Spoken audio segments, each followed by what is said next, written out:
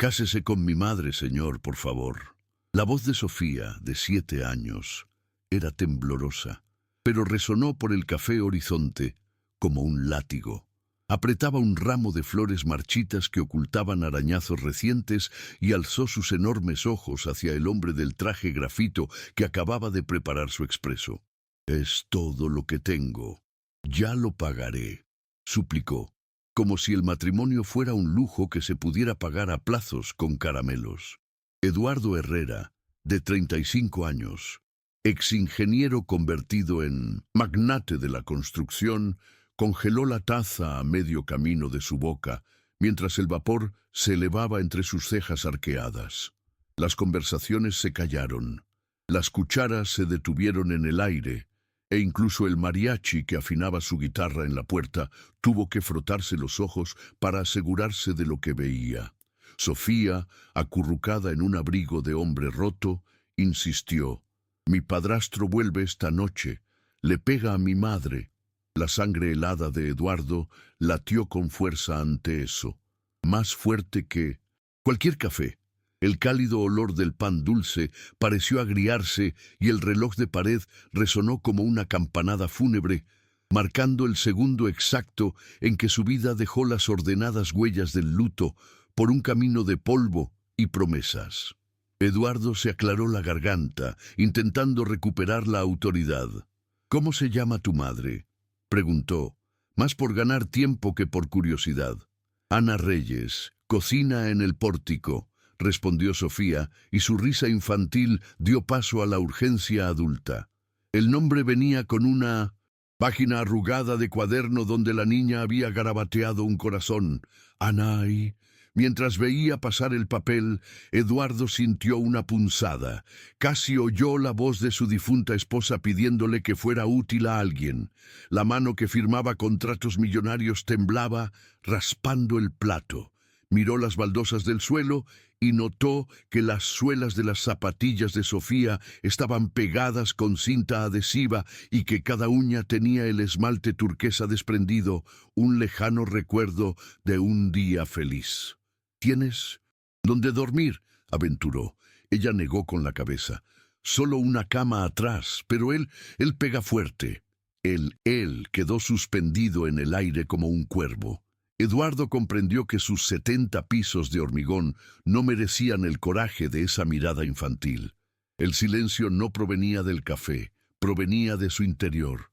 «Hablemos con tu madre», dijo, poniéndose de pie sin saber si estaba cometiendo una locura o finalmente realizando un acto digno.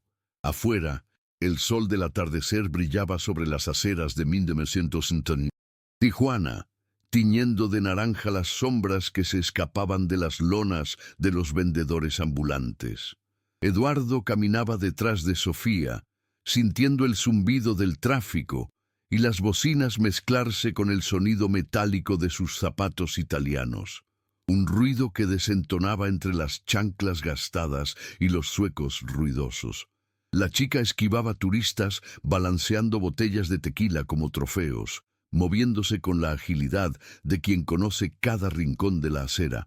Dobló por un callejón estrecho donde el olor a fritura se mezclaba con el vapor de las aguas negras, y señaló la puerta trasera del restaurante El Pórtico con una plancha caliente reluciente. Por una rendija, Eduardo vio a Ana con su delantal quemado, el rostro reluciente de sudor bajo el vapor de las sartenes. Picaba cilantro a una velocidad que haría sonrojar a un chef profesional. En la otra mano, un celular roto transmitía mensajes insistentes de Ignacio. «¿Dónde estás?». El gerente gritó algo en un español pesado. Ana se estremeció sin quejarse, y Eduardo se dio cuenta de que acababa de atravesar el espejo y entrar en un universo donde la esperanza se medía en pedidos listos y moretones ocultos. Unos minutos después, la puerta lateral se abrió de golpe y apareció Ignacio, mareado por el mezcal, con la camisa abierta hasta el ombligo y una cadena de latón colgando. Agarró el brazo de Ana y gruñó que la familia no come caridad gringa. Los cocineros, inmersos en humo picante y vapor de cebolla, fingieron concentrarse en sus cuchillos. Había demasiado miedo allí para el heroísmo. Eduardo cruzó el estrecho pasillo, con el corazón latiendo con fuerza, pero aún así tocó el hombro de su atacante. «Suelte a la señora», dijo en un español mal hablado. Ignacio se giró con los ojos inyectados en sangre y sin previo aviso lanzó un puñetazo que explotó en la boca de Eduardo, extendiendo el sabor a hierro. Sofía gritó. Una sartén cayó, escupiendo aceite caliente. Aún aturdido, el empresario permaneció de pie y murmuró escupiendo sangre: «No está sola». Ana jaló a su hija detrás de ella y en ese momento vio en los ojos del desconocido la misma tristeza agotada que la acompañaba en los espejos baratos del baño. Ignacio, al notar que sus compañeros se acercaban, retrocedió como un perro acorralado, prometiendo volver. Eduardo sintió un temblor tardío de miedo, pero sabía que ahora estaba enredado en el destino de esos dos desconocidos. Todavía mareado, Eduardo apoyó la mano ensangrentada en el mostrador de acero inoxidable y aspiró el olor a ajo quemado como si fuera anestesia. Ana, temblorosa, le sostenía un cubito de hielo envuelto en un paño de cocina contra la hinchazón que se le formaba en el labio, mientras Sofía apartaba la mochila rota con dulces derretidos del aceite que burbujeaba en el suelo. «Ha sido peor», murmuró Ana, con los ojos llenos de lágrimas pero firmes, rebosando una dignidad que hizo sentir a Eduardo como un niño.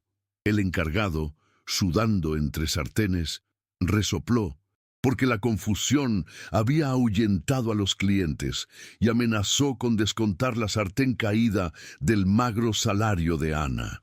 Antes de que pudiera disculparse, Eduardo sacó la cartera, pagó los daños y añadió una propina que solo se echaría en falta por orgullo.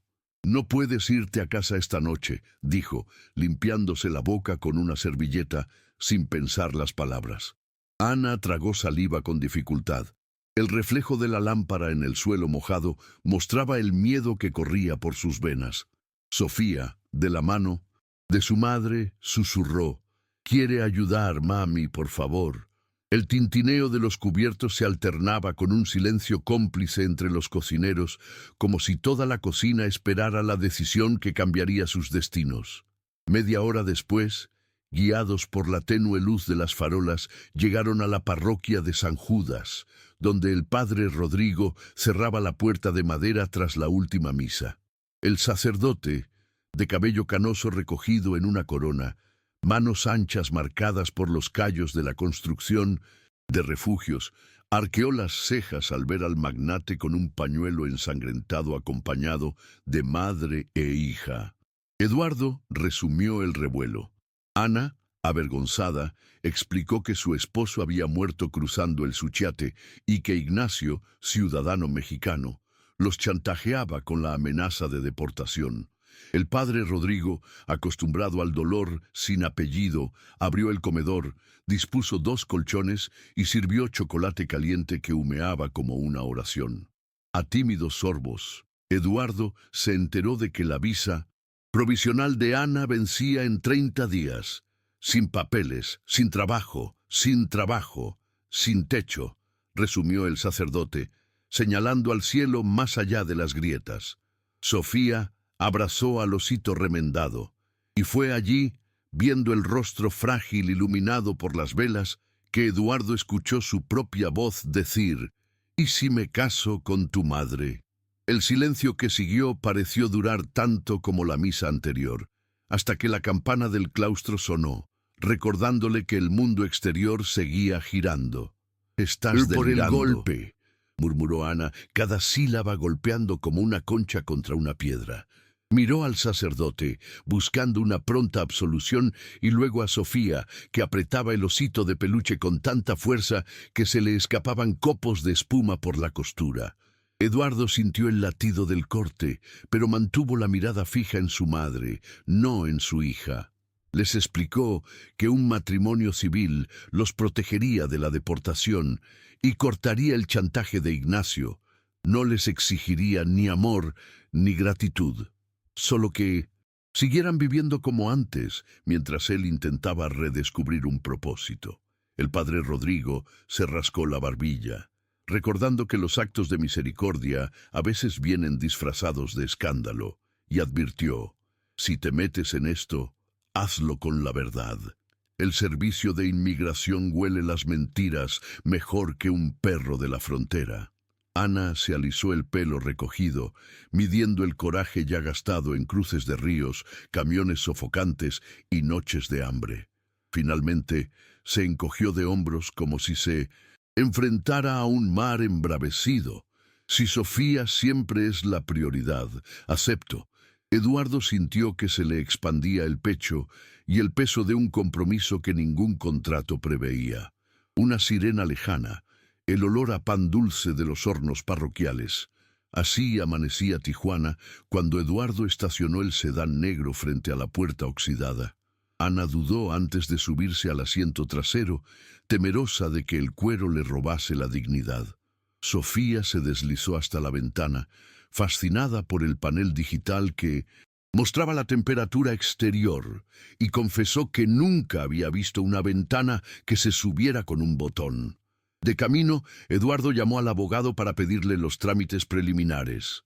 Cada frase le recordaba reuniones sobre edificios, nunca sobre destinos humanos. El ascensor panorámico del ático le hizo latir el corazón contra el acero y los recuerdos de su difunta esposa, cuyo perfume aún se escondía en los marcos. La puerta se abrió para revelar un mármol tan pulido que reflejaba el rostro sudoroso de Ana como otra mujer. Sofía se quitó los zapatos gastados para no ensuciarse. Eduardo señaló la habitación de invitados, pero la chica corrió al balcón, gritando al ver la pequeña ciudad bajo sus pies. Ana se apoyó en la encimera de granito sin saber si era un refugio o una trampa. La primera mañana en el ático, el silencio parecía más grande que el edificio mismo. Eduardo se despertó a las 6, como en sus días a cargo de las obras, pero en lugar del ruido de las grúas, solo oyó el tic-tac de un caro reloj suizo sobre la chimenea. Siguió el dulce aroma que invadía el pasillo y encontró a Ana en la cocina de granito, removiendo utensilios que parecían sacados de una revista. Estaba friendo tortillas improvisadas con harina y sal, visiblemente incómoda frente a la estufa que parecía el tablero de un barco. Sofía, sentada en la encimera, dibujaba un sol en el vapor que entraba por la ventana, tarareando un corrido sobre corazones sin fronteras. Eduardo ofreció café en tazas en porcelana. Ana pidió una taza sencilla, por costumbre. Cuando se disculpó por el puñetazo que había recibido a causa de ellas, Ana sonrió con los labios partidos y dijo que las deudas de violencia se pagan con presencia, no con culpa. Era la primera vez, en 2 años de viudez, que Eduardo colgaba el móvil durante el desayuno. Notó que la estufa reflejaba el rostro de Ana como un lago oscuro y que Sofía lo observaba en silencio, evaluando si podía confiar en el extraño que de la nada les ofrecía un cielo de cristal y puertas cerradas. Por la tarde, mientras Sofía descubría el milagro de un televisor más grande que la puerta de la iglesia, Eduardo bajó a la oficina para una serie de videoconferencias. Apenas había ajustado el auricular cuando el intercomunicador de la recepción anunció que un hombre exigía subir, dijo ser el esposo de Ana, blandió documentos y gritó que su hija le pertenecía por ley. En las cámaras de seguridad, Ignacio apareció tambaleándose, con un tatuaje nain de peluche, serpiente en el cuello, blandiendo un certificado de nacimiento plastificado y un ramo de rosas con los bordes ya negros. Eduardo le dijo que lo detuviera, pero el hombre soltó maldiciones, amenazando con delatar al rico que protege a los inmigrantes ilegales. Ana, alertada por la recepción, corrió a la ventana y se escondió tras la cortina. Sofía la agarró del brazo y le preguntó si tendrían que volver a escapar. 2 guardias de seguridad escoltaron a Ignacio hasta la calle, donde deslizó sobre por debajo de la puerta automática. Dentro había copias de mensajes intimidatorios y fotos de Ana saliendo del trabajo, listas para denunciar anónimamente. El invierno aún estaba lejos, pero Eduardo sintió que la temperatura bajaba 10 grados dentro del ático. A la mañana siguiente, una carta con el escudo oficial se deslizó bajo la puerta blindada. Llevaba el sello verde de la Dirección Nacional de Migración y citaba a Ana Reyes y a su cónyuge legal a una entrevista de verificación en 15 días hábiles.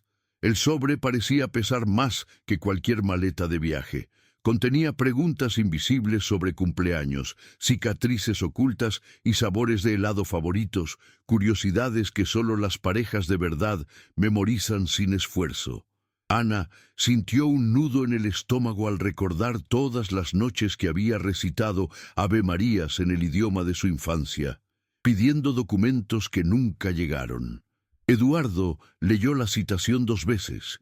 Cada sílaba resonaba en el vacío del ático como un martillo sobre una viga. «Tenemos 15 días para conocernos de verdad», dijo, intentando sonar ligero. Sofía, sentada en la suave alfombra de la sala, levantó la cabeza y anunció que sería maestra de preguntas, porque conocía todos los secretos de su madre. Sintió un hormigueo en los dedos como si estuvieran cargados de electricidad. Eduardo llamó a su madre, Mariana Herrera, la única persona capaz de enseñarle intimidad a alguien que se ha refugiado en rascacielos. Llegó esa tarde con una cesta de pan y una libreta rayada donde había garabateado más de 100 preguntas que la pareja debía responder sin dudar. Sobre la película que vieron en su primera cita junto a la cama donde Ana fingía preferir dormir. La sala se convirtió en un escenario de ensayo. Los sofás se movieron, las almohadas marcaron las divisiones. Mariana dirigió como una coreógrafa. Eduardo tropezó con los detalles, confundió el condimento favorito de Ana, olvidó el color de su delantal y recibió suaves empujoncitos como recordatorios. Entre una risa avergonzada y una mirada cómplice, descubrieron que ambos odiaban las pasas en el arroz y que soñaban con ver el mar abierto, no solo la bahía turística. Sofía repartió tarjetas de colores, corrigiendo inconsistencias con la severidad de una maestra de primaria. Ana lo anotó todo en post-it que pegó en las taquillas. En menos de una hora, la cocina se convirtió en el mapa de un matrimonio que aún no existía. Los días siguientes fueron una montaña rusa de nervios. Por la mañana, Eduardo salía temprano para la oficina, pero dejaba a un guardaespaldas en recepción con una foto de Ignacio y órdenes de no dejarlo siquiera cruzar la acera. Aún así, el atacante merodeaba por el perímetro, a veces disfrazado de repartidor, a veces fingiendo arreglar tuberías. Las cámaras lo captaron pegando notas en los botes de basura. Las mentiras tienen patas cortas, el dinero no compra la verdad. Ana leía las amenazas con la misma expresión que quien cuenta las monedas en el mercado, pero por la noche su almohada se mojaba. Para distraer a su hija, inventaba recetas en la cocina de alta tecnología. Sopas calientes que olían a infancia, galletas con forma de corazón. Eduardo, desconectándose de las hojas de cálculo, descubrió el placer de romper huevos y encender velas aromáticas que, según Mariana, ahuyentaban a los malos espíritus. Una noche, sin poder dormir, encontró a Ana en el balcón observando las luces de Tijuana como pequeños de esperanza y le confesó que hacía meses que no hablaba con alguien mirándolo a los ojos.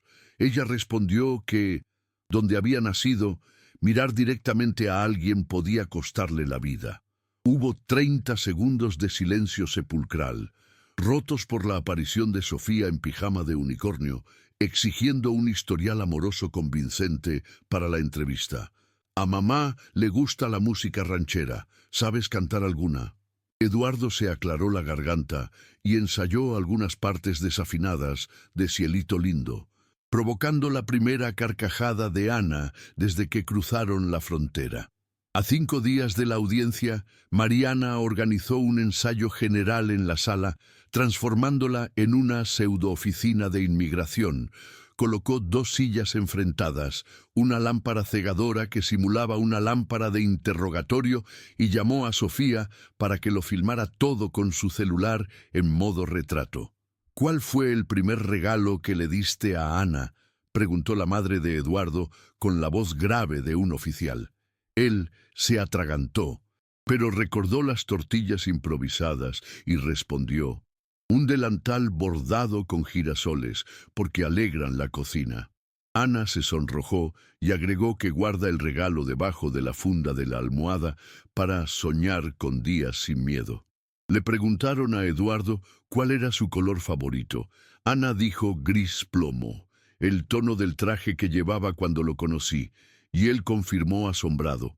Detallaron su costumbre de coleccionar miniaturas de puentes famosos y su costumbre de rezarle a San Judas antes de abrir el horno. Mariana le hizo preguntas íntimas sobre marcas de nacimiento y especies de flores favoritas. Las respuestas surgieron sin vacilar, como si años de convivencia se hubieran condensado en unas pocas noches. Al final, el padre Rodrigo, llamado a bendecir el ensayo, anunció emocionado que nunca había visto una mentira crear un vínculo tan auténtico, y Sofía, al finalizar la filmación, decretó: «Si no lo creen, no merecen amor». El día de la entrevista amaneció con cielos plomizos, como Tijuana anticipara una tormenta. Eduardo vestía un traje grafito meticulosamente planchado, pero cambió su habitual corbata roja por azul marino, un color que, según Ana, combinaba con la tranquilidad mental.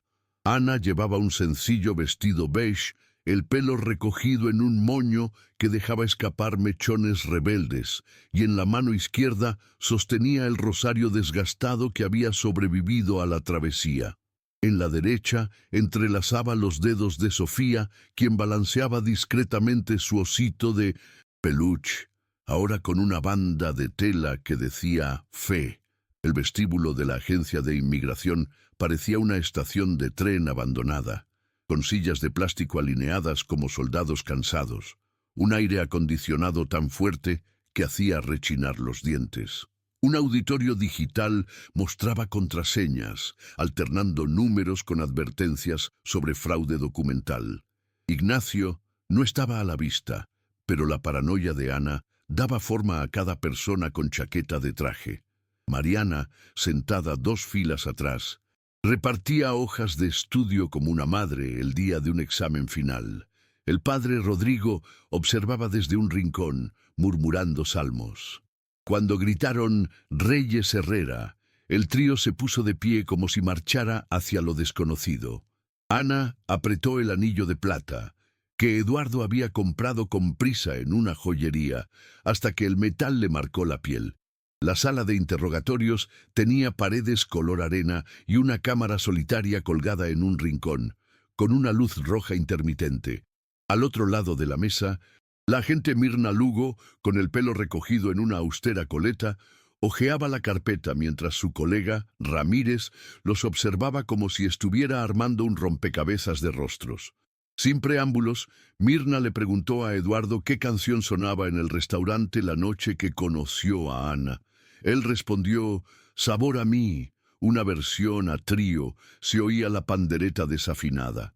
Ana añadió que la letra hablaba de un amor que no se mide por el tiempo, sino por el sabor, y Mirna, con expresión neutra, anotó algo.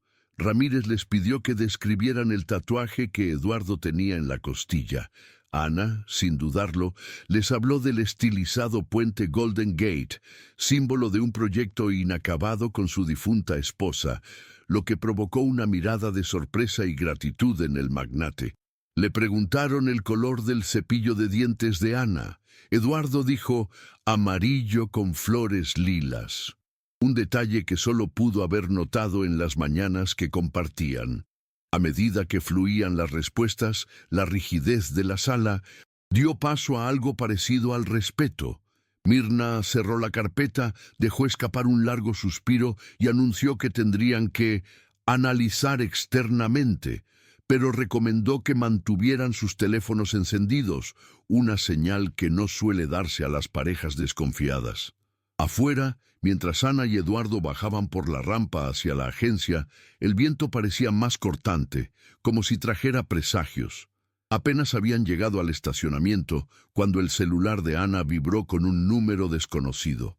Contestó por altavoz y la voz arrastrada de Ignacio retumbó. «Felicidades por la farsa, muñeca. Si quieres hacerte la rica, ten en cuenta el precio». Entonces, el crujido de una botella al romperse y un grito ahogado resonó en la línea. «Me quitaste todo, ahora voy a quitarte lo que te importa», gruñó. Antes de que Ana pudiera responder, la llamada se cortó, dejando el tintineo de cristales en el aire. Eduardo le apretó el hombro, sintiendo la rigidez del miedo filtrarse a través de su abrigo. Mariana jaló a Sofía al auto, pero la chica, percibiendo su pánico, le preguntó si era el malo. Ana no pudo hablar. Su boca se abrió y cerró como pez fuera del agua hasta que un grito silencioso se convirtió en lágrimas. Eduardo llamó al jefe de seguridad, ordenó refuerzos en las puertas y dispositivos de rastreo en los celulares. La tarde, que había comenzado con esperanza, se cerraba sobre las nubes y toda la luz reflejaba la sombra de Ignacio en el asfalto. 2 días después, el plan de Ignacio se convirtió en una brutal realidad. Sofía había ido con Mariana al mercado comunitario a comprar harina para una tanda de galletas mayas. Mientras la mujer evaluaba tomates, un hombre enmascarado apareció detrás de la niña, le presionó un pañuelo de caramelo en la cara y la metió en una camioneta blanca sin placas. Las cámaras lo grabaron, pero el vehículo desapareció entre los callejones como una serpiente en la arena. La radio del guardia de seguridad resonó con el grito de Mariana. «Se llevaron a la niña». Ana, lavando vasos en el techo, dejó caer uno. El vidrio se hizo añicos contra el mármol y cada astilla reflejaba su terror.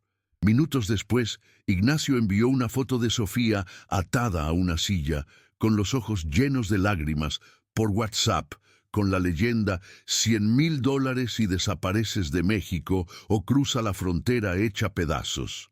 Eduardo, pálido, activó los contactos de la policía, superpuso rutas de GPS y desplegó drones de la constructora para mapear almacenes cerca de la línea fronteriza.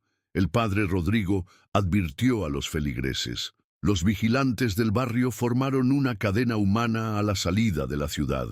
Aún así, cada tic-tac del reloj consumía a Ana, quien rezaba en voz alta, prometiendo años de penitencia si volvía a abrazar a su hija. Durante las siguientes 4 horas, Tijuana se convirtió en una cacería a ciegas. Eduardo, con los auriculares pegados a la oreja, escuchaba a la policía rastrear las antenas de los celulares mientras los técnicos de la constructora superponían mapas de calor de las rutas más utilizadas por los coyotes. Cada punto rojo en el monitor era como una daga en el pecho de Ana, que temblaba envuelta en el abrigo de Eduardo, oliendo un perfume que ya no reconocía. El padre Rodrigo recorrió el vecindario en una camioneta prestada, repartiendo panfletos con la foto de Sofía. Mariana se quedó en el cuartel improvisado en el pasillo, anotando cada pista. Una camioneta blanca vista cerca del canal seco, ladridos frenéticos en una bodega abandonada, reportes de gritos provenientes de un viejo silo. Cuando un dron capturó la imagen de una camioneta estacionada bajo el puente del ferrocarril, Eduardo aceleró la Hilux, derrapando sobre la tierra. Había olor a diésel y el arroyo rugía como un público. Al otro lado, una figura armada, Ignacio, reconocible por su paso arrastrado, empujaba a Sofía con los ojos vendados hacia una choza. Ana intentó salir del coche, pero Eduardo la retuvo, prometiéndole que Abrazaría a su hija antes de que se pusiera el sol. Una sirena atravesó el crepúsculo mientras dos patrullas bloqueaban la cabeza de puente. Ignacio sacó un cuchillo oxidado y lo presionó contra el cuello de Sofía, cuya respiración temblaba como la de un colibrí atrapado. El sonido del arroyo ahogó sus gritos. «¡Un paso más y se zambulle!», gritó el secuestrador, con los ojos brillantes de tequila y odio. Eduardo levantó las manos, se acercó con firmeza calculada y citó la cantidad exacta exigida por el rescate, arrojando una mochila llena de billetes sobre la madera mojada. Mientras Ignacio bajaba la guardia para revisar el dinero, el padre Rodrigo, escondido tras un pilar cubierto de grafitis, lanzó una piedra que golpeó la muñeca del bandido. El cuchillo cayó, girando a cámara lenta antes de impactar contra la tabla. Sofía corrió, tropezó, pero Eduardo la levantó en un abrazo que deshizo el aire a su alrededor. Los policías sujetaron a Ignacio, quien seguía maldiciendo las fortunas robadas. Ana corrió, abrazando a su hija y futuro esposo, llorando tan fuerte que pareció borrar todos los pecados del pasado. Las sirenas se convirtieron en una sinfonía.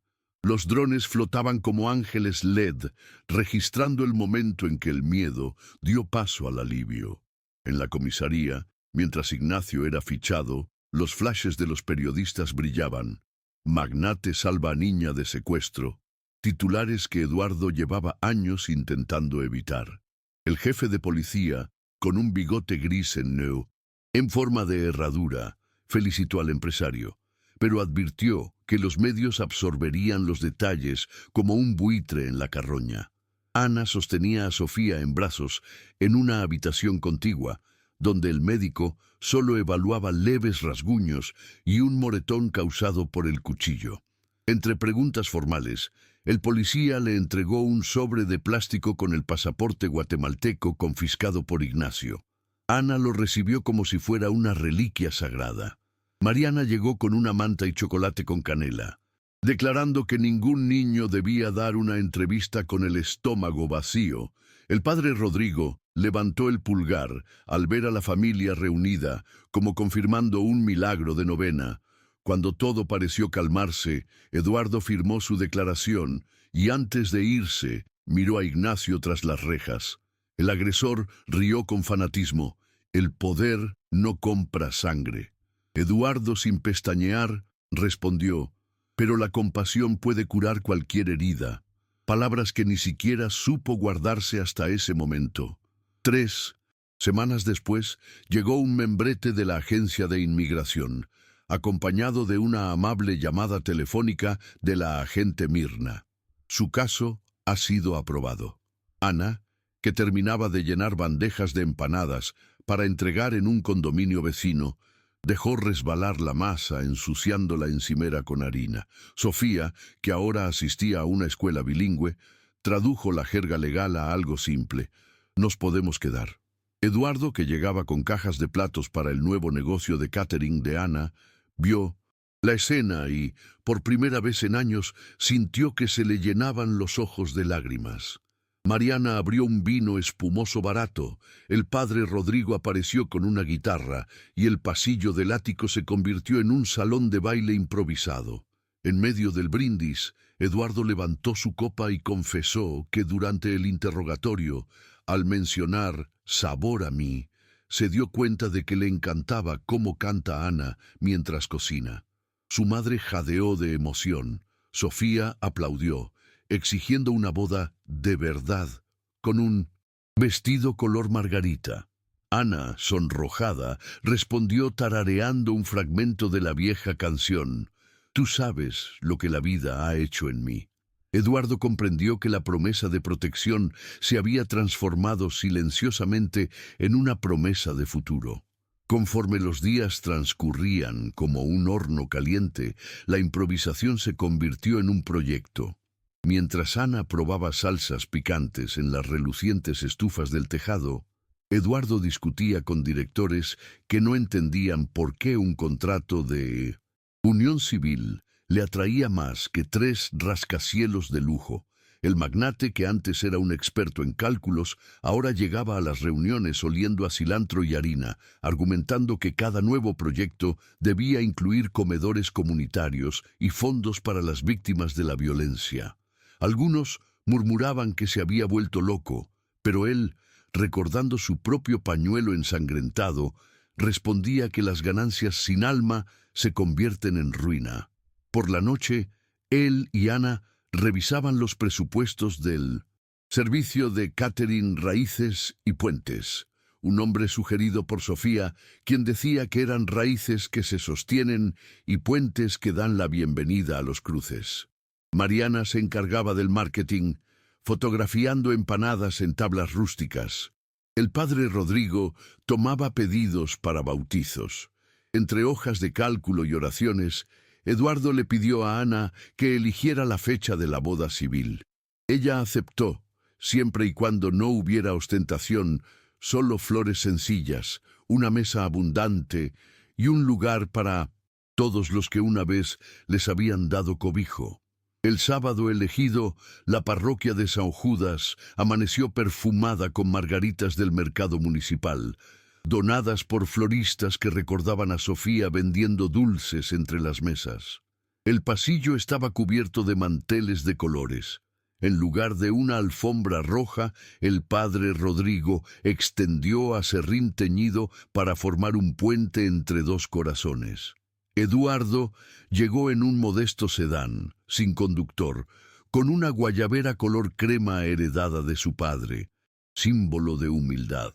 Ana, conducida por Mariana, lucía un vestido de algodón color marfil, cosido por compañeros de cocina de El Pórtico, cada puntada hecha durante los descansos de la jornada. Cuando comenzó la marcha del acordeón, Sofía entró con un osito de peluche vestido con un traje de fieltro. En lugar de pétalos, entregó a cada invitado una galleta con forma de girasol. En el altar, Eduardo declaró que la voz de Ana había devuelto el sabor a la vida. Ella respondió que su mirada había dado a la esperanza un rostro permanente. El sí resonó por la sencilla nave, aplaudido por trabajadores, policías e inmigrantes anónimos reunidos en la puerta. Al salir, un niño encendió un petardo improvisado. Las chispas se reflejaron en Sofía, y por un instante nadie pudo distinguir las lágrimas de alegría de las gotas de cera de las velas. En los meses posteriores a la boda, el nombre Raíces y Puentes empezó a circular en ferias gastronómicas como promesa de sabor auténtico, con una causa social. Ana, ahora con su credencial de residente permanente, supervisaba las ollas humeantes en eventos donde ingenieros, albañiles y limpiadores comían juntos, sin límites jerárquicos. Eduardo llegó antes del amanecer para montar carpas con el estilizado logo de un puente, ensuciándose las manos con grasa sin que la manicurista de la empresa lo excusara.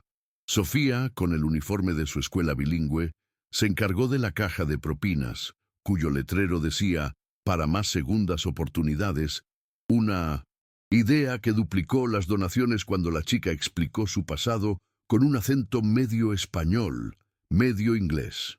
Mariana manejaba las redes sociales, videos caseros de Ana trenzando masa al son de «Sabor a mí» se hicieron virales, atrayendo a turistas que querían probar las empanadas hechas por la niña que le propuso matrimonio al millonario. Parte de las ganancias fueron destinadas a un fondo de apoyo a mujeres inmigrantes en riesgo, administrado por el padre Rodrigo, quien cambió su sotana por un delantal los fines de semana y se convirtió en una celebridad local en el arte de sazonar frijoles con fe. La transformación de Eduardo pronto trascendió el ámbito culinario.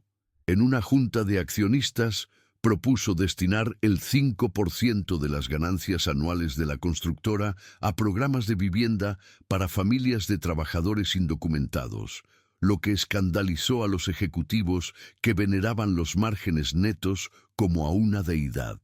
Algunos amenazaron con demandarlo por derrochar activos, Pero él, recordando el puñetazo sangriento en el restaurante, respondió que los activos sin propósito eran edificios condenados.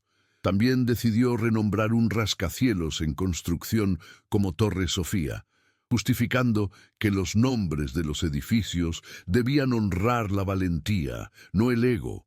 Mientras tanto, Ana se enfrentaba a un reto diferente: compatibilizar la expansión del negocio con su propia salud, ya que las noches de insomnio le recordaban los días agotadores del pasado.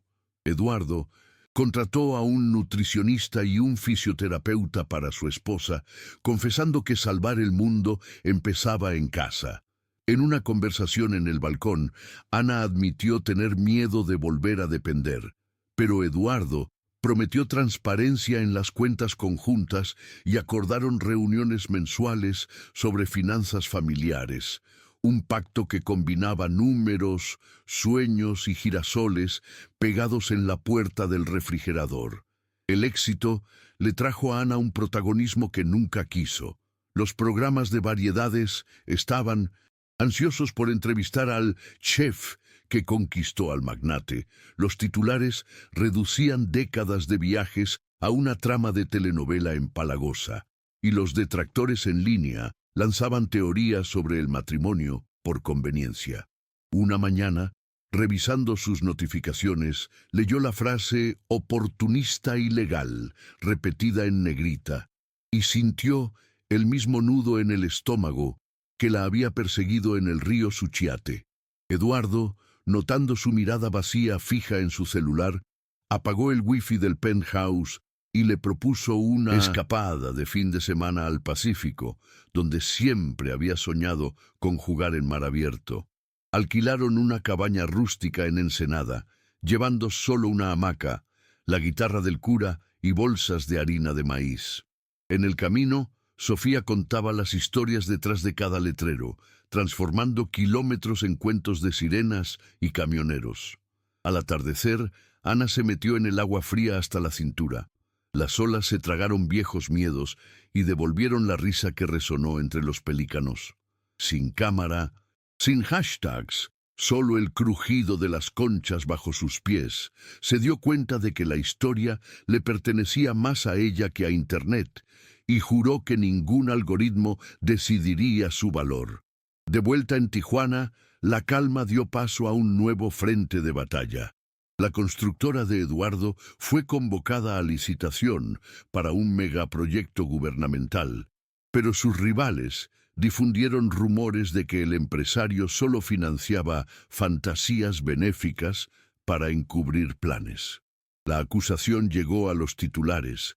Las acciones se desplomaron y los directores exigieron un comunicado oficial urgente. Eduardo rechazó el juego entre bastidores. Convocó una conferencia de prensa en la cocina de Raíces y Puentes, entre mole poblano humeante, y la transmitió en vivo.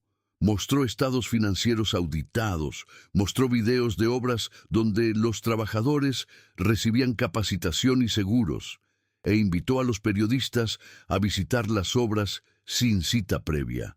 Mientras hablaba, Ana sirvió sopa de frijoles con chipotle, recordando a la gente que los números llenan los bolsillos, pero la comida forja el carácter. La escena de periodistas con corbata sosteniendo cuencos de barro se hizo viral.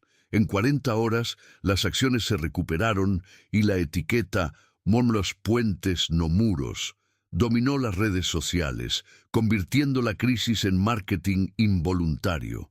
Por la noche, mientras llenaba un informe, Eduardo notó que había enfrentado la tormenta sin su vieja armadura. Sus cimientos ahora eran personas, no concreto. Unas semanas después, Ana recibió un correo electrónico del Comité por los Derechos de los Inmigrantes invitándola a inaugurar una conferencia binacional en San Diego sobre integración productiva. La invitación, escrita en español e inglés, centelleaba en la pantalla de su portátil como un faro que apuntaba directamente a su miedo escénico. Nunca había hablado frente a más de una fila de clientes. Mariana exclamó que su historia podría cambiar leyes, y Sofía arrancó hojas de su cuaderno para redactar un discurso. Eduardo le sugirió que empezara recordando el olor a aceite caliente la noche del ponche, porque las estadísticas se hacen carne cuando adquieren aroma. Las mañanas se convertían en ensayos frente al espejo. Su esposo cronometraba las pausas y corregía los errores de lenguaje.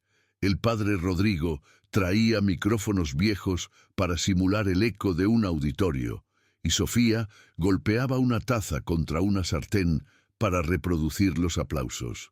Entre titubeos, Ana aprendió a pronunciar pertenencia, sin arrastrar la lengua y a mirar a la cámara sin disculparse por existir.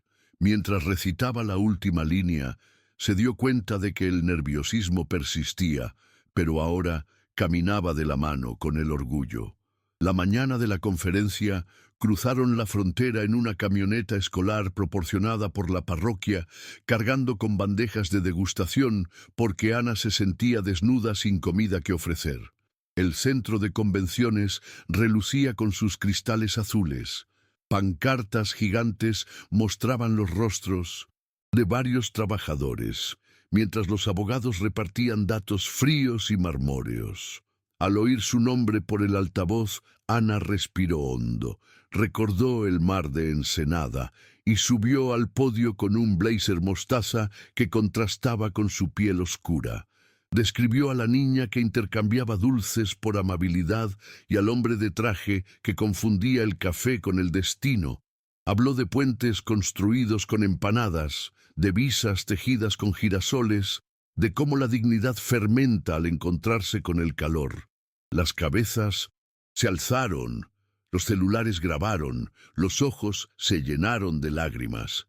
Al concluir, citó a Sofía diciendo que las segundas oportunidades saben a maíz fresco, provocando oleadas de aplausos. En ese momento, Eduardo recibió la noticia. Ignacio había sido condenado a 8 años por secuestro y violencia, sin fianza.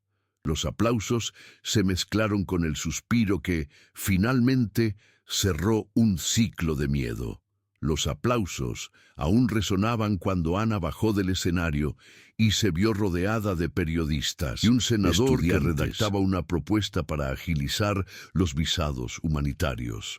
Cada pregunta era una mezcla de curiosidad y asombro. ¿Cómo se puede transformar la caridad en un modelo de negocio sostenible? ¿Qué ingrediente puede neutralizar el miedo en la olla a presión social? Ana respondió alternando recetas y estadísticas, mencionando que más de 700 mujeres ya habían recibido formación culinaria gracias al fondo de microcréditos gestionado por el padre Rodrigo. Mientras tanto, entre bastidores, Sofía repartía muestras de tamales de chocolate, rompiendo el hielo de los diplomáticos acostumbrados a los cócteles fríos. Eduardo firmó tarjetas de presentación, sorprendido al notar que ahora se presentaba como cofundador y no como director ejecutivo. El triunfo le trajo invitaciones a dar conferencias en universidades y colaboraciones con ONG que trabajaban en la frontera. Esa noche, de vuelta en la camioneta de la escuela, Ana se dio cuenta de que ya no echaba de menos la cocina de El Pórtico. El olor a vapor industrial había dado paso al aroma de las posibilidades.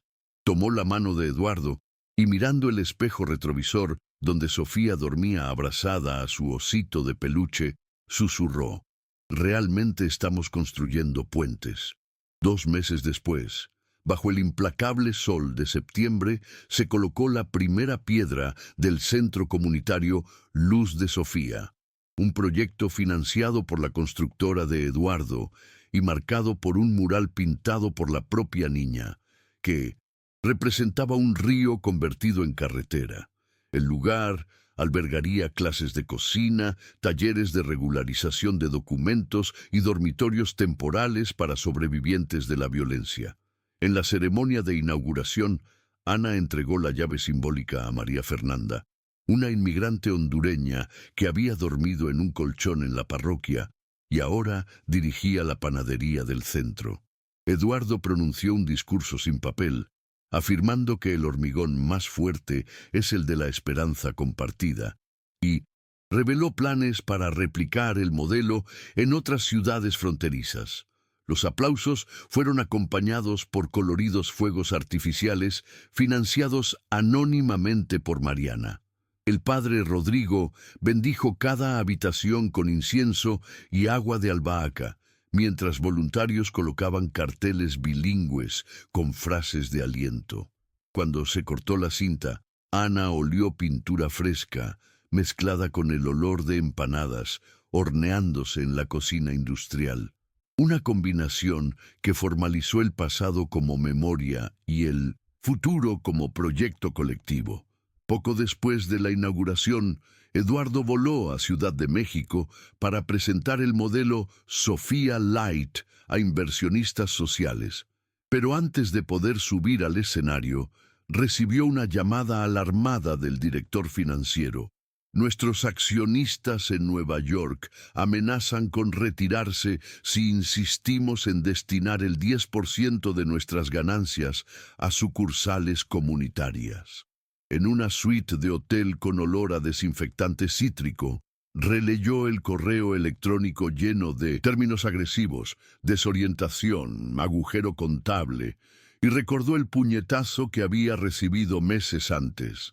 Mientras se ajustaba la corbata, decidió que ninguna hoja de cálculo hablaría más alto que el abrazo de Ana en ese puente. En su presentación, reemplazó los gráficos fríos con fotos de mujeres riendo entre ollas y sartenes, niños con uniformes del centro y trabajadores construyendo casas donde antes había escombros. Concluyó preguntando cuántos edificios vacíos cabrían en un acto de compasión. El público guardó silencio, luego estalló un aplauso vacilante que se convirtió en una ovación de pie.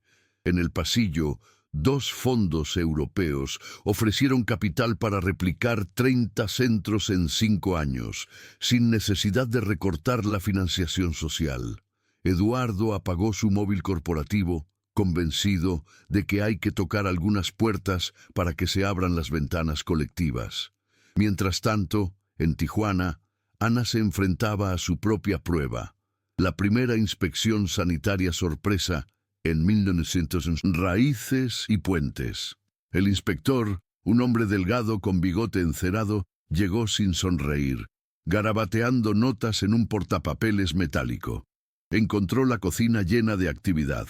Ollas gigantes de pozole, cuencos de masa, vapor que empañaba los vasos de los aprendices, y pidió registros de temperatura, orígenes de los ingredientes y certificados de manipulación. Ana, que había memorizado cada fecha como si fuera la letra de una canción, presentó tarjetas plastificadas, hojas de cálculo a color y fotos de los huertos comunitarios que proporcionaban verduras sin pesticidas. El inspector arqueó una ceja al ver botellas de detergente etiquetadas en 2 idiomas y dispensadores de desinfectante de manos ilustrados con puentes y girasoles. Probó caldos al azar, comprobó la fecha de caducidad de la sal y finalmente selló el portapapeles. Felicidades. Este es el establecimiento más organizado que he visitado este año. El equipo estalló en vítores. La harina se convirtió en confeti, y Ana, sosteniendo el documento sellado, sintió que ese sello valía tanto como el pasaporte tejano que un día casi le negaron. Con la vida volviendo a la normalidad, Sofía se sumergió en sus estudios como si descubriera un reino secreto. Cada mañana, Eduardo la llevaba en coche hasta la puerta azul del colegio bilingüe. Pero la niña insistía en caminar sola los últimos 50 metros, con su mochila, más grande que su torso, balanceándose como una campana de la libertad. En clase, presentó a sus compañeros al oso de peluche vestido de traje, explicando que era un embajador del puente. La profesora, divertida y conmovida, incluyó a la mascota en las clases de geografía, marcando el lugar de cada alumno en el mapa, para mostrar cómo las fronteras encajaban dentro de un abrazo. Tras el timbre de salida, Sofía corría a la cafetería improvisada del Centro Luz de Sofía, donde ayudaba a servir chocolate caliente a los niños recién llegados de Guatemala. Entre taza y taza, les enseñaba palabras en inglés que había aprendido en clase: hope, home, hug. Ana, al ver florecer a su hija, notó que la niña ya no caminaba hacia atrás, temiendo las manos agresivas. Ahora avanzaba, mirando al frente, con pasos ligeros, como si cada baldosa fuera una promesa cumplida.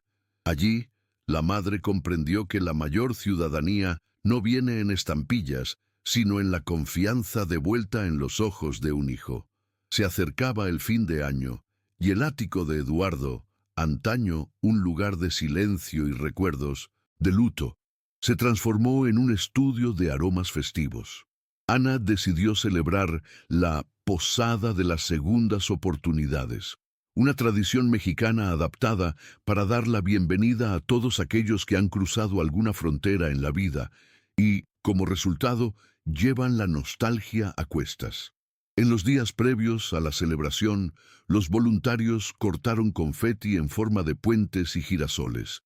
Mariana pintó lámparas con los nombres de quienes ayudaron a la familia Reyes, desde el gerente que había aceptado un turno extra para cubrir el día libre de Ana, hasta el piloto del dron que había identificado la camioneta de Ignacio. Eduardo instaló una estufa en el balcón para preparar ponche de frutas.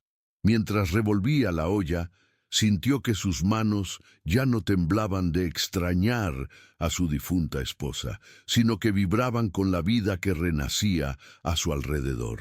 La noche de la posada, más de 100 invitados hicieron fila en el ascensor, cada uno trayendo un plato de su tierra. Frente a la puerta, el padre Rodrigo cantaba versos pidiendo posada para la fe, y Ana respondía cantando, abriendo la casa que ya olía a chimenea, a maíz y a esperanza bien sazonada. Mientras los villancicos resonaban por el apartamento y las velas se reflejaban en las ventanas como hileras de estrellas ordenadas, Ana notó un rostro inesperado junto a la puerta.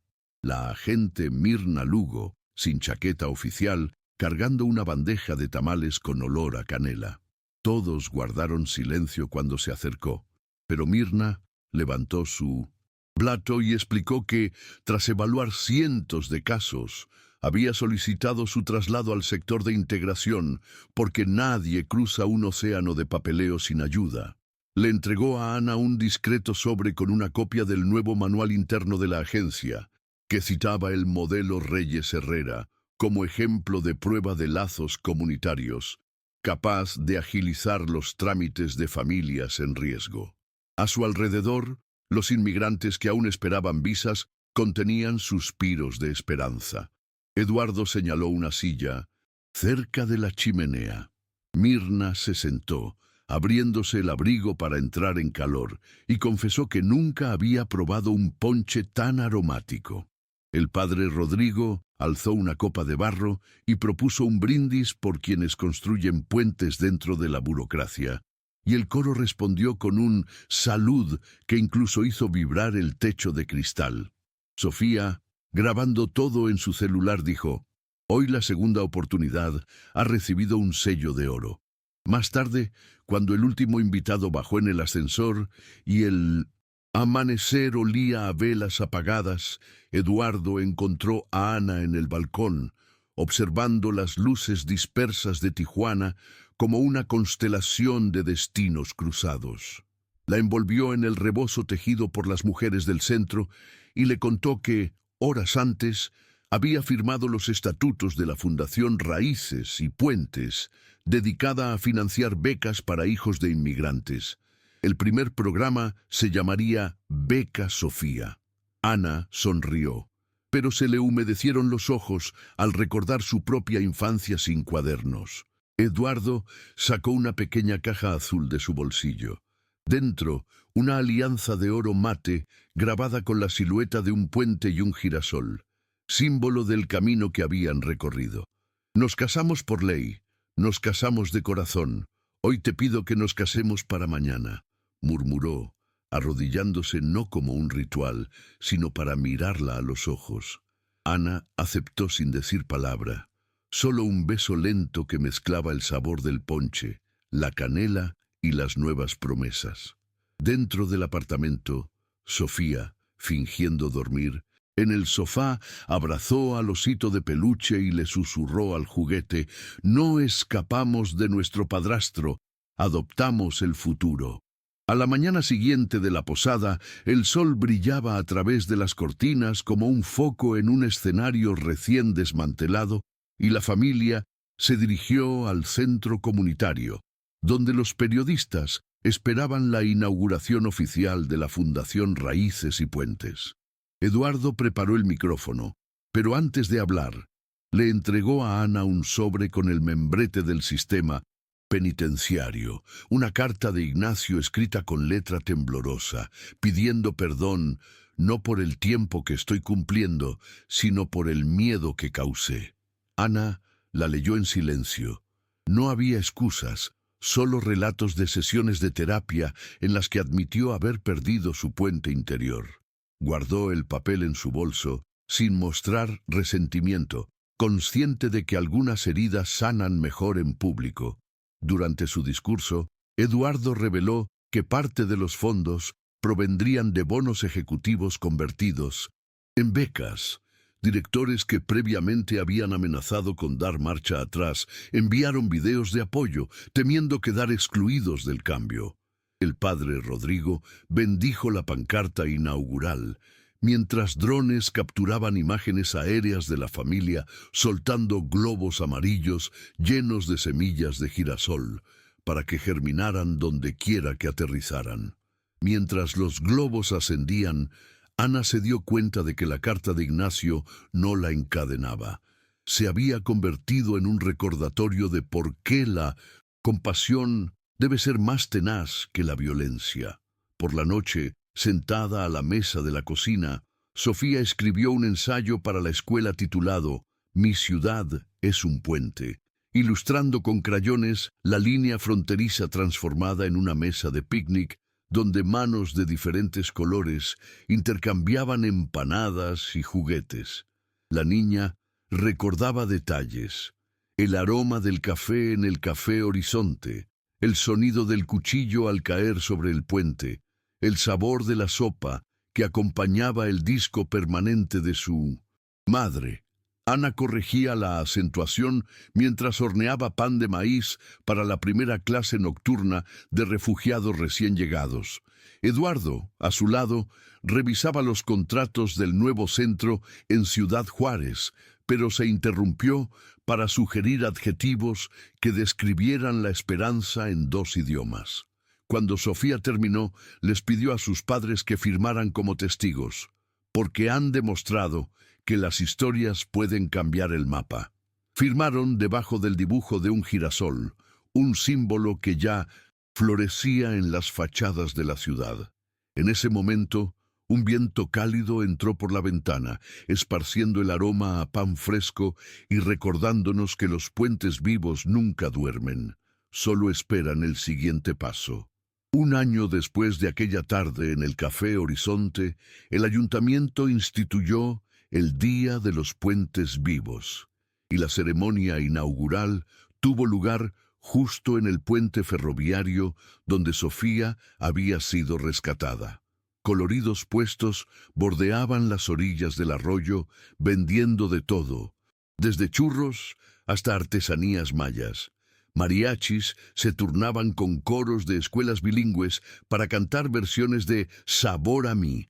Ana dirigía una gigantesca cocina comunitaria, donde ollas de mole poblano hervían mientras voluntarios aplicaban pegatinas de girasoles en las camisetas de los visitantes. Eduardo, con un sombrero de paja, ayudaba a los niños a plantar vistosos retoños en hoyos excavados en la plataforma de madera, ahora restaurada con donaciones de la constructora. En el escenario, Mirna Lugo anunció las estadísticas. En los últimos 12 meses, más de 1000 familias han recibido mentoría para regularizar sus documentos. 200 mujeres se graduaron del curso de gastronomía y 18 pequeños negocios nacieron bajo la mentoría de Ana. Cuando llamaron a Sofía para entregarle la medalla del joven pontífice, la niña se acercó con el osito de peluche en sus manos y frente a los micrófonos dijo que los puentes no están hechos solo de hierro y cemento, sino de palabras que unen diferentes miedos hasta convertirlos en un solo coraje. Una frase que incluso hizo llorar a los agentes de la policía fronteriza presentes. De noche, sin público, Ana, Eduardo y Sofía se sentaron en medio del puente, iluminados por hileras de lámparas solares. En silencio, contemplaron el arroyo que brillaba como una serpiente plateada bajo la luz de la luna. Eduardo abrió una botella de sidra y la vertió en vasos desechables, un ritual sencillo, como los gestos que salvaron 3 vidas.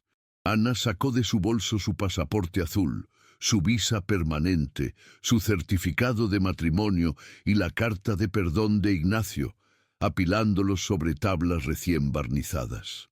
Prueba de que nada se construye solo, dijo, empujando los papeles hacia el centro, donde la suave brisa casi los dispersó. Sofía colocó el osito de peluche encima, coronando la pila como un guardián de historias. Allí decidieron que cada aniversario del puente quemarían simbólicamente una lista de viejos miedos para dar cabida a sueños futuros, recordando que cada paso hacia el otro es un ladrillo en un corredor de esperanza. Mientras llamas imaginarias danzaban en la cabeza de la niña, Ana y Eduardo entrelazaron sus dedos, dándose cuenta de que, aunque el mundo todavía construía muros, el amor seguía construyendo pasajes secretos por los que la humanidad insistía en cruzar. Unos meses después, Eduardo fue invitado a hablar en una conferencia internacional de infraestructura en Berlín. Dudó. Temía que volar tan lejos le restara sentido a su nuevo propósito. Ana le sugirió que convirtiera el viaje en una misión de recaudación de fondos para el próximo centro comunitario. Sofía estuvo de acuerdo, añadiendo que quería ver dónde se alza el puente Oberbaum, el lugar del tatuaje de su padre. Así que, en pleno otoño europeo, los 3 desembarcaron entre plátanos dorados. En el auditorio abarrotado, Eduardo mostró una diapositiva en la que figuras de hormigón compartían espacio con fotos de mujeres con delantales, y Idus recibió una ovación de pie al decir que no hay ingeniería más compleja que la que sustenta los sueños humanos. Tras bambalinas, inversores alemanes y japoneses se comprometieron a financiar 2 nuevos proyectos de Luz de Sofía, uno en Tapachula y el otro en Nogales. Esa noche, sentada junto al río Spree, Ana sacó un frasco de mole de su mochila y, con una cuchara de plástico, brindó mezclando la salsa mexicana con la currywurst local. Sofía escribió en una postal: «Los puentes también flotan, cuando están hechos de recuerdos experimentados». De vuelta en México, la rutina se aceleró. Tapachula rebosaba de mangos maduros, contrastando con el polvo de Nogales. Coordinar proyectos en extremos opuestos requería interminables videoconferencias. Ana delegó parte de raíces y puentes a antiguos alumnos, entre ellos María Fernanda, ahora socia. Mientras tanto, la fundación instaló contenedores escolares cerca de las obras para los niños que esperaban emigrar. Sofía, a los 8 años, empezó a enseñar inglés durante los descansos entre clases regulares y le encantaba enseñar puente dibujando arcoíris sobre ríos imaginarios. Mariana mantenía las redes sociales animadas. Hashtags como «La Pan con pasaporte» se viralizaban con cada nueva historia de una familia regularizada. El padre Rodrigo, ascendido informalmente a capellán de empanadas, viajaba entre Tapachula y Nogales en un minibús cargado de sartenes bendecidas. En uno de estos viajes sufrió un infarto leve. La noticia dejó a todos helados, pero se recuperó rápidamente, afirmando que Dios todavía quería que sazonara los frijoles. El shock, sin embargo, hizo que Eduardo acelerara su plan de formar líderes locales. Para que los puentes fueran fuertes, se necesitaban varios pilares. También hubo resistencia. Grupos xenófobos pintaron con aerosol las paredes cerca del centro de Nogales con lemas como «Primero los muros, nunca los puentes». Ana organizó un grupo para disimular los insultos con coloridos murales que representaban historias de migración exitosa. Mientras pintaba, un adolescente mexicano, inicialmente hostil, se acercó por curiosidad. Se llamaba Carlos y admiraba el graffiti. Sofía le ofreció un pincel, invitándolo a completar la mitad de un girasol. El chico dudó, luego aceptó y se quedó allí durante horas, reescribiendo su propia visión de las fronteras. Al final, firmó el mural y preguntó por clases de cocina. Semanas después, se convirtió en el primer estudiante local en el programa. La prensa, previamente ávida de controversia, informó sobre la transformación del grafitero en aprendiz de chef, rompiendo la narrativa del odio. Eduardo comentó en una entrevista: «Los puentes desmantelan muros, incluso en el interior de cada uno». A pesar de sus éxitos, Ana y él definieron un protocolo de seguridad en caso de amenazas, recordando que la historia con Ignacio les había enseñado sobre la vigilancia constante, pero decidieron que el miedo sería un consultor, nunca un administrador de sus pasos. En el segundo aniversario del rescate, el Centro Luz de Sofía organizó una cena benéfica en el mismo puente ferroviario, ahora cerrado al tráfico y convertido en un paseo cultural. 100 mesas estaban alineadas y cubiertas con manteles bordados por mujeres indígenas. Un menú fusión combinaba sushi de jícama con mole de cacao.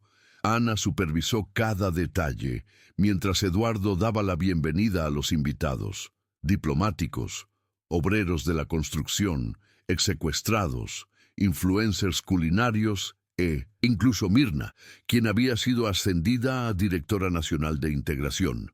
Durante su discurso, Sofía, micrófono en mano, relató la historia de su primera propuesta de matrimonio y concluyó: «Si un hijo puede cambiar el curso de 3 vidas, imaginen lo que podemos hacer juntos por miles».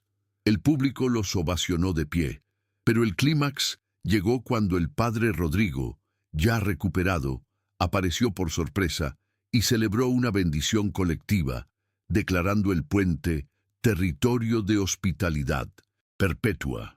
Los drones iluminaron el cielo, formando un patrón de girasoles que se transformó en un puente resplandeciente, respirando. Ana sujetó a Eduardo por la cintura. Ambos comprendieron que este espectáculo no celebraba la caridad, sino la comunidad. Poco después, Mariana anunció su retiro de las redes sociales, con el objetivo de dedicarse al cultivo de girasoles orgánicos en las afueras de Ensenada. Delegó la gestión de marketing a una exbecaria salvadoreña, quien aportó ideas para podcasts bilingües y realidad aumentada en empaques de empanadas. En los primeros episodios, Ana compartió recetas de su infancia intercaladas con testimonios de mujeres rescatadas. Oyentes de 10 países enviaron mensajes y donaciones. Sofía produjo una versión infantil del programa, enseñando a los niños a dibujar puentes con plastilina, que se viralizó en TikTok educativo. Eduardo, a su vez, fue invitado a unirse a la junta directiva de ONU Habitat. Durante la primera sesión en Ginebra, mostró un video grabado con un dron que mostraba una fila de familias cruzando un puente ferroviario no como fugitivos, sino como comensales. Los diplomáticos aplaudieron y se elaboró una propuesta para replicar el modelo de comedores comunitarios en las rutas migratorias africanas. En el hotel le envió un mensaje a Ana: «Nuestra receta viaja más que nosotros». Ella respondió con un emoji de girasol, recordándole que debía regar no solo los proyectos nuevos, sino también el jardín de su casa. En casa, la jardinería se volvió simbólica. Ana transformó la azotea en un bosque vertical. Macetas de albahaca y jalapeño cubrían los balcones y un girasol brotaba en un gran barril reciclado. Eduardo, regando la planta al amanecer, notó que el grueso tronco parecía un pilar de hormigón. Rió ante esta metáfora cotidiana. Un sábado, Sofía encontró una pequeña crisálida adherida a la hoja. Observó su metamorfosis hasta que una mariposa azul tinta sobrevoló la ciudad. La niña declaró que la llamaría Libertad y grabó un video explicando cómo los cambios pueden ser dolorosos, pero dan alas. Se viralizó más que cualquier campaña pagada, inspirando una serie de talleres llamados Proyecto Libertad para niños en albergues. Durante el primer taller, Carlos, el exgrafitista, se ofreció como monitor, demostrando el ciclo de impacto. Ana lo vio enseñar a niñas hondureñas a dibujar girasoles y comprendió que la educación reproduce la esperanza como las semillas en el viento. En ese momento, recibió la notificación. La familia de Carlos había logrado regularizar su situación por vía administrativa gracias a la agente Mirna. Otro puente terminado. Un martes por la tarde, Eduardo y Ana, exhaustos, se sentaron en la entrada de la cocina, viendo a los empleados encerar el suelo después de un evento corporativo. Entre sorbos de agua con limón, revisaron las cuentas. Las ganancias de raíces y puentes habían igualado los salarios por encima de la media. La fundación equilibraba los presupuestos con transparencia auditada y la constructora batía un récord de contratos sostenibles. Aún así, Ana vio un atisbo de cansancio en la mirada de su marido y le propuso su primer viaje sin agenda. Regresar a Guatemala para mostrarle a Sofía sus raíces, un puente inverso de vuelta al punto de partida. Eduardo aceptó, pero temía ser descubierto. Entonces, el padre Rodrigo le recordó que quien construye puentes vigila las orillas, pero también necesita cruzar al otro lado y coger flores. Decidieron partir la primavera siguiente llevando solo mochilas, una guitarra y moldes de empanadas para enseñarles una receta a las tías de Ana. Sofía estaba emocionada y dijo que filmaría el documental Del girasol al quetzal. La idea de revisitar el pasado sonaba por primera vez, ligera como el viento de la montaña. El día antes de su partida, Ana caminó sola hasta el Café Horizonte, el lugar donde todo comenzó. El establecimiento renovado exhibía una foto enmarcada de la escena. La niña, pequeña, sosteniendo flores marchitas al hombre del traje.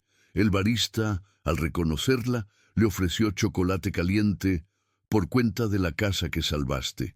Ana se sentó en la misma esquina, aspiró el aroma familiar y cerró los ojos.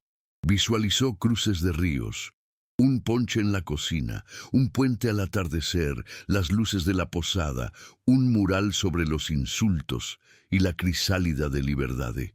Al abrir los ojos, encontró un mensaje de Eduardo en su celular. Una foto de Sofía con un sombrero de explorador y la leyenda lista para descubrir dónde comienzan las raíces. Ana sonrió, pagó la cuenta, insistió en pagar y dejó un ramo de girasoles frescos en la mesa, símbolo de eterna gratitud al lugar donde la compasión había sembrado su primera semilla. Al salir, notó que el cielo de Tijuana se había vuelto del mismo naranja que aquel día lejano, pero esta vez el miedo ya no rondaba. El puente ya formaba parte del horizonte.